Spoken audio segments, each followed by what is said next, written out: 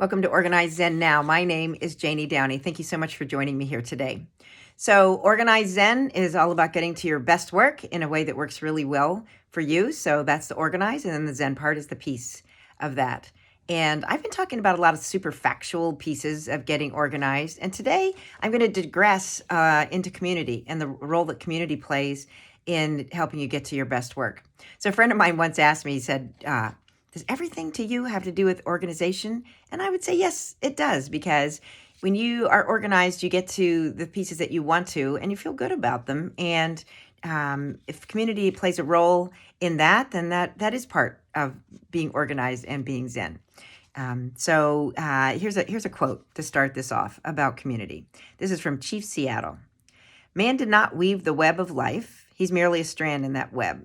Whatever he does to the web, he does to himself. And to me, that's the epitome of what community is about. So practicing organized Zen, again, is about getting to your best work here on earth. But no one stands alone, right? It depends on where you live. It could be where you work, the people that you're connected with around you. Nobody's doing all their best work by themselves, even if the creative comes from you.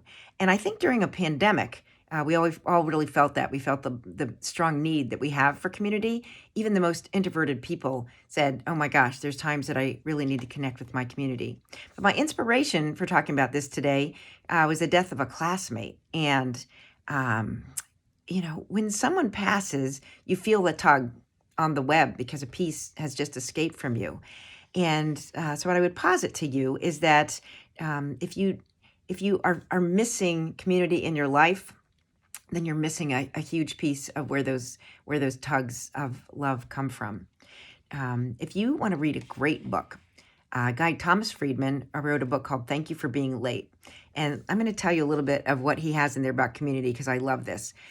His big piece is that when you're part of a community, you feel protected, respected, and connected. And that the outcome of that is that you feel a sense of belonging. And it's that belonging then that helps you get to your best work, because you feel safe, because you're going to take some chances with a group that you feel is going to cover you, that's got your back. You know that if you fail, somebody's going to be there to catch you and probably laugh it off with you to say, well, that didn't work very well. What are you going to try again next?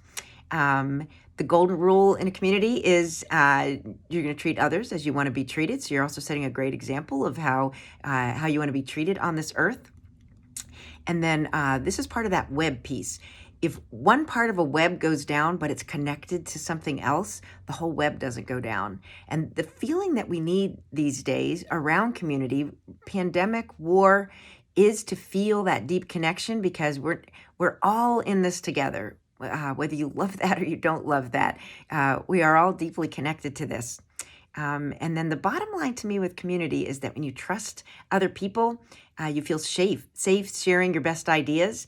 And that's, to me, what pulls out the very best of what you're trying to do, is to say, here's this group that I love being around, or I just feel safe being around. And guess what? Here's something I'm thinking about doing. And somebody's going to be there to say, I got your back, or what about this? And how can I help you with that? So all of those are pieces around community. And, I think a lot of times when there's a death, it makes you really deeply ponder your role here and how you're connected. And it'd be nice without a death to actually feel that same feeling. So as always, I'd love to have an activity tied in with what I'm talking to you about, because I feel like it's one thing to go, oh, there's an idea. That's interesting.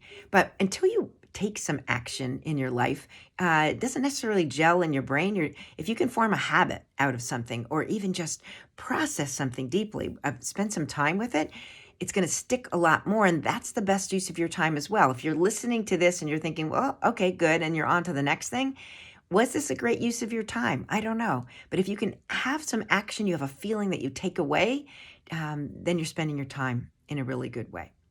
All right, so what action can you take out of this around community? So first, I always advocate for this. You want to find a quiet moment. I know there's not many of them. You might have to make a quiet moment. You're going to find something to write on. This could be pen and paper. Could be, I'm working on a big art book right now so that I have room to draw. And then you got to be quiet, because part of organized Zen is getting to your best work and also the peace. And the peace comes from spending time with pieces and knowing that you're doing the work that you want to work on. So find some time, find something to write on and a pen. And then what I want you to do is to think about where you feel a strong sense of community in your life right now. This could be with your family, your parents, your children. And again, think back again on people that have got your back and where you feel safe. And I know family isn't that place for everybody, but here's a suggestion to start with. Is family a feeling of community for you? For me, my group of friends, I'm back in Virginia, which I moved away from a long time ago. Finding my high school friends here again just brings this overwhelming feeling then of community. When I'm with theater, these are common interests that I have. If I'm with theater people, I also feel a super strong feeling of community. And then historical places for me are a sense of deep community to the past, as well as to people that are working there today. So think about those for you. Like where do you feel a strong sense of community? Could be for you in your church, could be your neighborhood, could be one single best friend that's this a super feeling of community, could be a restaurant that you love to go to. But think for a little bit about where you strongly feel community. And then you might want to pause this, and I'll give you a minute to think that through. And then when you're back, now I want you to look at that list, and I want you to think about what these things have in common for you. So for me, this is a common history. Stories are shared. I spent some time with high school friends yesterday on a bike trip, and oh my gosh, the old shared stories. One person remembers, another person doesn't. Kind of relieves your brain to have to remember everything. I feel like community, you have to spend time regularly. You don't see everybody all the time, but spending time on a regular basis helps you get a feeling of community. And again, I'm looking for similarities across different communities that I build. I have great conversations with these groups, whether it's history or theater or my friends or family.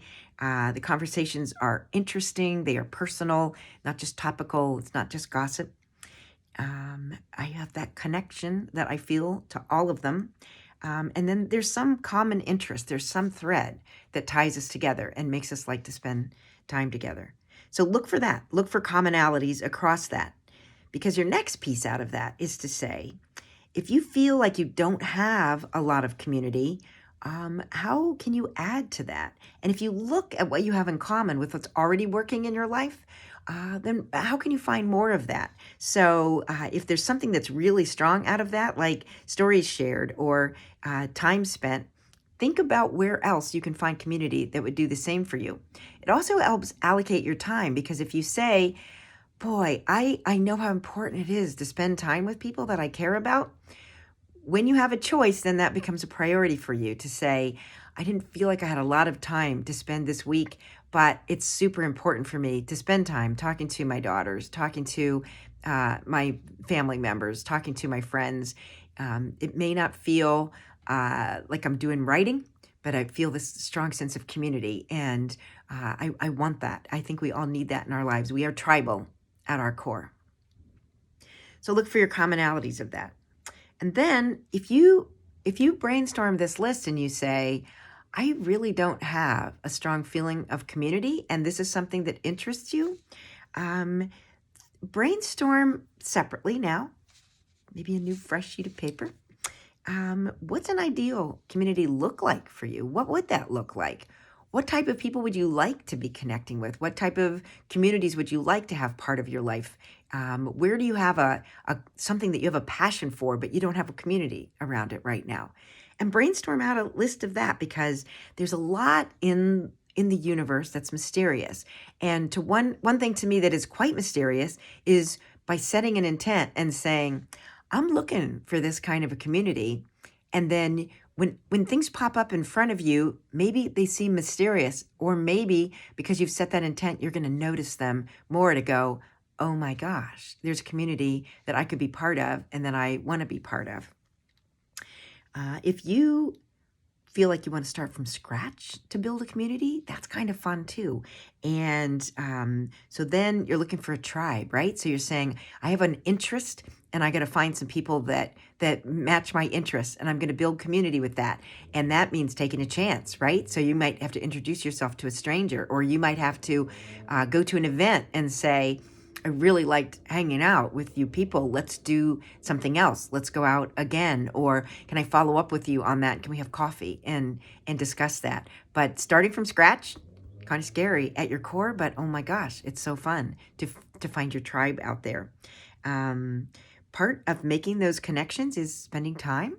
And the other big part to me about making those connections is asking questions and then listening intently to the answers. And that has to come right from your core as well. If you ask somebody a question and they know you really have no interest in the answer, that's not a great feeling for anybody. But if there's something that you're finding a group that you find wildly entertaining, connecting, something you want to be bold in, ask them good questions, and you'll build over time as you spend more time with them.